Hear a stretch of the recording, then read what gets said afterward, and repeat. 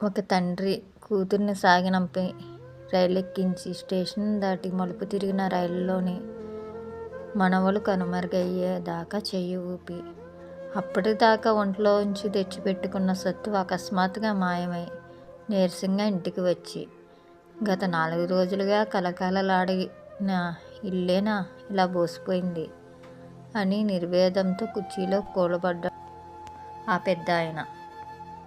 పిల్లలు రెక్కలొచ్చి ఎగిరిపోవడం సహజమే. దానికి ప్రకృతిలోని ఏ ప్రాణి ఎంతగా బాధపడడం లేదు కదా. మరి కాస్తో కోస్తో జ్ఞానమున్న తామెందుకు ఇలా విలవిల్లాడిపోతున్నాం అని ఆలోచనలోకి జారిపోయాడు ఆ పెద్ద మనిషి. ఇంతలో ఆ ఇంట్లో నిశ్శబ్దాన్ని భంగపరుస్తూ అతనికి ఫోన్ మోగింది. చటుక్కున కూతురు నెంబర్ చూసి ఫోన్ ఎత్తిన అతనికి అలవాటుగా అటు నుంచి కూతురు, నాన్న ఇంటికి వెళ్ళిపోయావా? ఈ 4 రోజులు తెగ తిరిగేసరిగా కాస్త విశ్రాంతి తీసుకోండి. అవి ఇవి అని అన్నీ సర్దేసి అలసిపోకండి. పనమ్మాయికి పండగ మామూలు ఇచ్చి మేము వెళ్ళిన తర్వాత ఇల్లంతా శుభ్రం చేసి సర్ది పెట్టమని పురమాయించాను. ఈలోగా మీరు కింద మీద పడిపోకండి, సరేనా? వేళకి మందులు వేసుకోండి, మర్చిపోవద్దు. అలా ఇంకేదేదో చెబుతుండగానే అలాగేనమ్మా, నేను చూసుకుంటాలే, మీరు జాగ్రత్తగా, ఇక ఉంటాను అని ఫోన్ పెట్టేయబోతుంటే, నాన్న ఉండండి, మీ మనవరాలు మీకు వాట్సాప్లో ఏదో సందేశం పంపించిందంట అని ముగించింది. 17 సంవత్సరాల మనవరాలు తనకి ఏ సందేశం పంపించింది ఉంటుంది అని ఆతృతగా చూశాడు తాతగారు ఉత్సాహంగా. తాతయ్య, మీతో ఉన్న 4 రోజులు నాకెంతో అమూల్యమైనవి.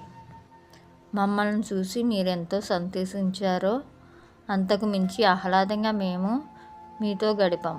పండగ రేపు మొదలవుతుంది అనగా మన ఇంట్లో మీరు వండించిన పిండి వంటలు వాసన ఇంకా నా ముక్కుపై తాజాగా ఉన్నాయి. నగరాల్లో జంక్ ఫుడ్కు అలవాటు పడిన మాకు మీరు చేయించిన గవ్వలు, సున్నుండలు, జంతికలు, అరిసెలు మొదలైనవి ఎంతగా రుచిగా ఉన్నాయో. ఎప్పుడెప్పుడు వాటిని గర్వంగా మా స్నేహితులకి రుచి చూపించాలా అని ఉబలాటంగా ఉంది. కాగుతున్న బెల్లం పాకం వాసన అయితే ఇప్పట్లో నేను మర్చిపోలేను. భోగి పండుగ రోజు తెల్లవారుజామున నిద్రలేచి తలస్నానం చేసి ఆ మంచులో చుట్టూ అందమైన ముగ్గులతో అలంకరించి ఉన్న మంట దగ్గరకు వెళ్ళి మీతో కలిసి ఆ అగ్నిదేవుడికి నమస్కరించి అందులో పిడకల దండ వేసి ఆ చలిలో వెచ్చగా 2 చేతులు చాపి చలి కాచుకున్న అనుభూతి మాటల్లో వర్ణించలేనిది. ఆపై ఉదయాన్నే నడుచుకుంటూ గుడికి వెళ్తుంటే వీధిలో ఎదురైన ప్రతి ఒక్కరూ మీ మనవరాలా అండి అని పలకరిస్తుంటే మీరు మమ్మల్ని పొదివి పట్టుకున్న గర్వం, అవునండి పండక్కి వచ్చారు అని బదులిస్తుంటే నాకు ఏనుగు అంబానీ ఎక్కినంత సంబరంగా అనిపించింది. ఎందుకంటే మా నగరాల్లో మేమెవరమో మా పొరుగు వారికి కూడా తెలియదు. మమ్మల్ని అంతగా ఆప్యాయంగా ఎవరు పలకరించరు. సంక్రాంతి పండుగ రోజున గతించిన పెద్దలకు గారెలు, పరమాన్నం నివేదించి పూజ చేసి మేమందరం మీ కాళ్ళకి నమస్కరిస్తుంటే దీర్ఘాయుష్మాన్ భవ అని మీరు మమ్మల్ని ఆశీర్వదిస్తుంటే మీ వంటి పెద్దల ఆశీస్సులే మాకు శ్రీరామ రక్ష అని అనిపిస్తుంది. మీరిచ్చిన కొత్త బట్టలు కట్టుకుని పిండి వంటలు తింటూ ఆ రోజంతా ఇంటికి పోయే వాళ్ళతో ఎంత సందడిగా గడిచిపోయిందో. పనమ్మాయికి, వాచ్మెన్ భార్యకి, పాలబ్బాయికి మనం చేసుకున్న పిండి వంటలు మాతో దగ్గరుండి ఇప్పించినప్పుడు వాళ్ళు ఎంతో సంతోషంగా అవి తీసుకుని వెళ్తుంటే పంచుకుని తినడంలో ఉన్న ఆనందం ఆ రోజు నాకు అనుభవంలోకి వచ్చింది తాతయ్య. కనుమ పండుగ రోజున మీతో కలిసి ఊళ్ళో ఉన్న బంధువుల ఇళ్ళకి వెళ్ళి అందరినీ కలిసి వస్తుంటే మనకింత బలగం ఉందా అనిపించింది తాతయ్య. అంతమందిని వదులుకుని నగరంలో దిక్కుమొక్కు లేకుండా బతుకుతున్నందుకు మా మీద మాకే జాలి వేసింది. ఎంత చదువుకున్నా, ఎంత పెద్ద హోదాలా ఉన్నా, ఎంత ఆర్జించినా మన జీవితంలో కష్టసుఖాలు పంచుకోవడానికి ఓ నలుగురు మన అని ఆప్తులు లేని జీవితం వ్యర్థం అనిపించింది తాతయ్య.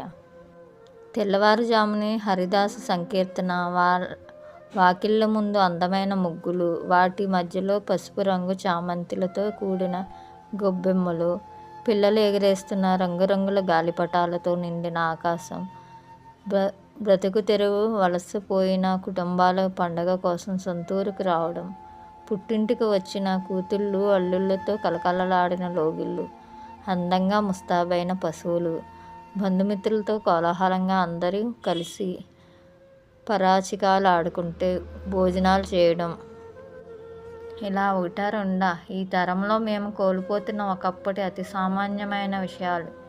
యాంత్రిక మోజులో మునిగి తేలుతున్న మా నగర సమాజానికి ఆట విడుపుగా, ఒకంత ఓదార్పుగా, భవిష్యత్తు పైన ఆశలు కల్పించగా, ఈ అనుభవాలు అనుభూతులను మూట కట్టుకుని మళ్ళీ పెద్ద పండగ ఎప్పుడు వస్తుందా అని ఆశగా తిరిగి ప్రయాణం అవుతున్నాము. మాకు ఇంత మంచి పండగ జరుపుకునే అవకాశం ఇచ్చినందుకు మీకు కృతజ్ఞతలు తాతయ్య. సుదీర్ఘమైన తన మనవరాలి సందేశంతో అనిర్వచనీయమైన ఒక అనుభూతికి లోనై అంతవరకు తనను ఆవహించిన నిస్పృహ ఒక్కసారిగా మాయమై ఇనుమడించిన ఉత్సాహంతో మీ తరానికి మన సంస్కృతి సంప్రదాయాలు అందించాలనే తహతహతోనే మేమిక్కడే కావలగా బతికి ఉన్నాము తల్లి. మా తరాలకి, రాబోయే భావి తరాలకు వారధిగా మీరు ఉండాలని ఆకాంక్ష, ఉంటారని విశ్వాసంతో మీ మీద మాకుంది. దానికి ఇటువంటి పండుగలే మాకు ఉన్న అవకాశం తల్లి. అందుకే ఎంత ప్రయాసపడినా పండగలకు సొంత ఊరికి వెళ్ళి రండి. మీ మూలాలు తెలుసుకోండి. మీరు బలంగా ఉండండి. మాకు బలం అవ్వండి. నిన్ను చూసి నేను గర్విస్తున్నానమ్మా అని తిరుగు సందేశం పంపాడు తాతగారు, మీసం సవరించుకుంటూ కొండంత తృప్తితో. ఒక తాతగా, ఒక తండ్రిగా, ఒక సీనియర్ సిటిజన్ తన మనవరాలితో ఎలా ఉందో ఒకసారి కామెంట్ చేయండి ఫ్రెండ్స్. మీ పండుగ ఎలా జరుపుకున్నారో తెలియజేయగలరు. ధన్యవాదాలు.